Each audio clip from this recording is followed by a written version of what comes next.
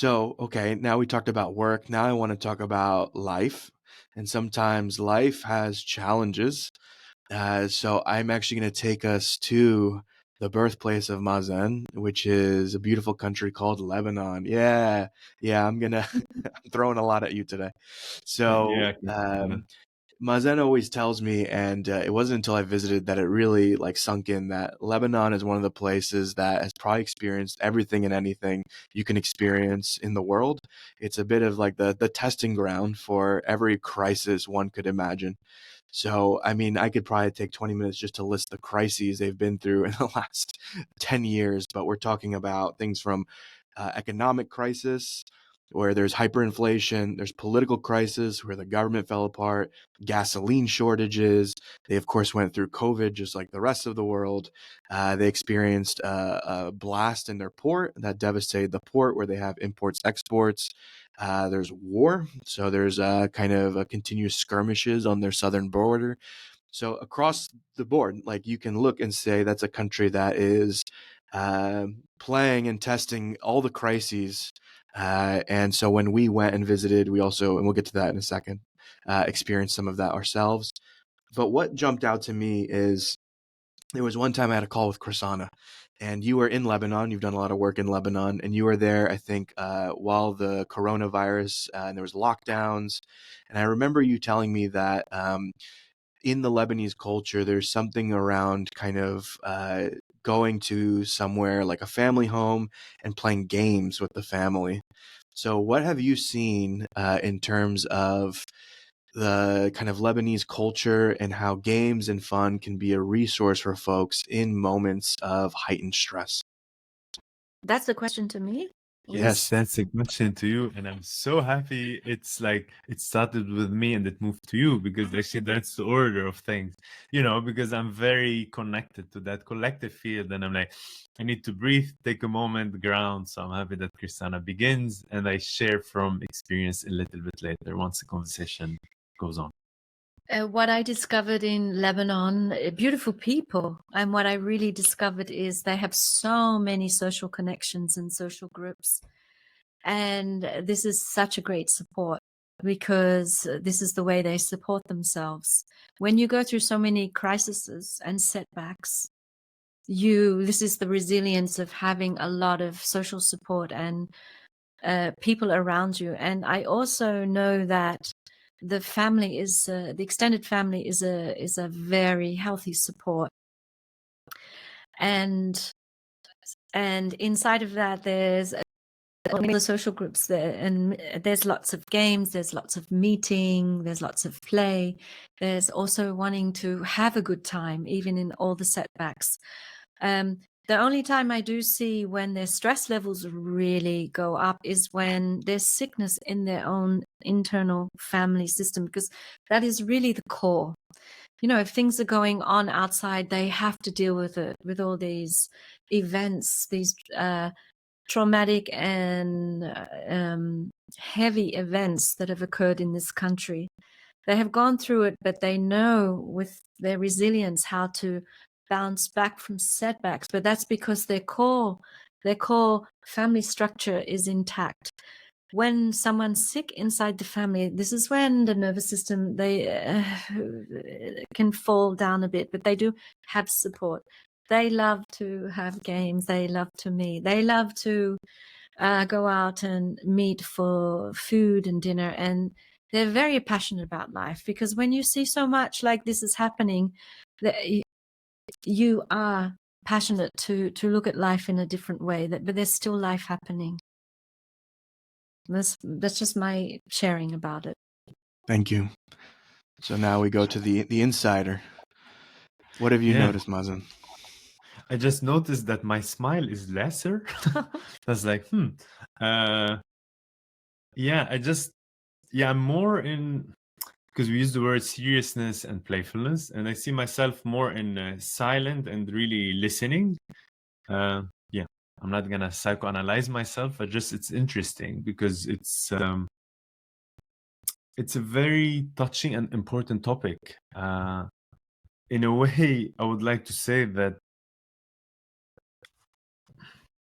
I was fortunate to come from a place that is unfortunate sometimes, because I got to learn and understand and experience the power of the social structure, how it can be very supportive to your nervous system and to the feeling safety and certainty within incidents upon incidents of crisis and war and whatnot.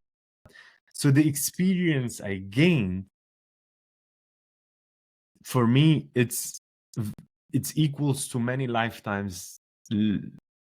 Sometimes, like, that's the experience. So when I was 19 and I left Lebanon to France, and I was like, you don't know yourself until you meet the others. And I realized, okay, actually, I've seen many wars, I've seen many things, but actually that made me more playful, more resourceful, more very much grateful. And that's the thing. It's the gratitude that really has risen within me, because you understand life and death. You see that not everything is given. And then you really start to value and see life from an angle of perspective. For me, it's amazing.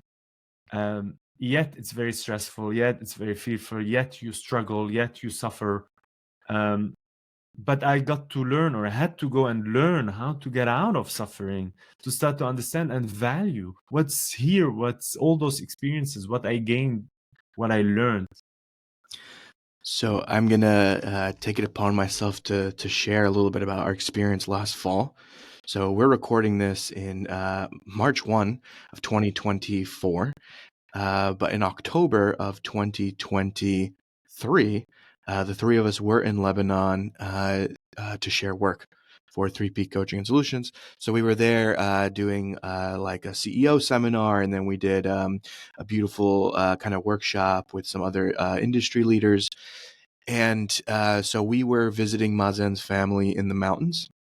And we woke up on October 7th, like much of the world, and learned about the events that were occurring just a few kilometers, a few miles away between Israel and Palestine. And what was fascinating to me, this is the first time that I have been near a conflict zone, is how much the three of us were able to resource each other and keep each other feeling a sense of security and safety. And I noticed people around me kind of had a choice, and some of them went into a stress response, some of them less so. So it depended on different factors. And as the week went on, these kind of stressful news events would happen, or stressful occasions. We'd have people again acting in different ways while we were doing our work. What struck me in that period of time was how much we actually relied on play, fun, games, and comedy to almost balance out or offset some of the heaviness of that moment. So it's a period of time where almost more than any other time, I was watching every night comedy shows, comedy movies. For the first time in a while, I was watching Seinfeld on TV. So it was like, I don't even really like Seinfeld. There's something maybe about being back in New York where I live and the comedy. We were watching like Borat, and we watched another Sacha Baron Cohen movie. So there was something about watching these comedy movies together that really was, for me, the resource, the support outside of us connecting and talking and sharing our emotions, the three of us, and being able to connect with a couple people back in the US who are sharing nice pictures of our dog, for instance, or nice things to also, again, offset some of that heaviness and stress that was around us at the time. So I walked away from that experience really for the first time understanding and recognizing the vital importance of some of these resources in moments of stress. Like, again, I was kind of somewhat a more serious person. So I was like, well, if the environment's serious, I need to be serious too. And what this experience taught me is that the more serious it gets, the more fun and play are needed.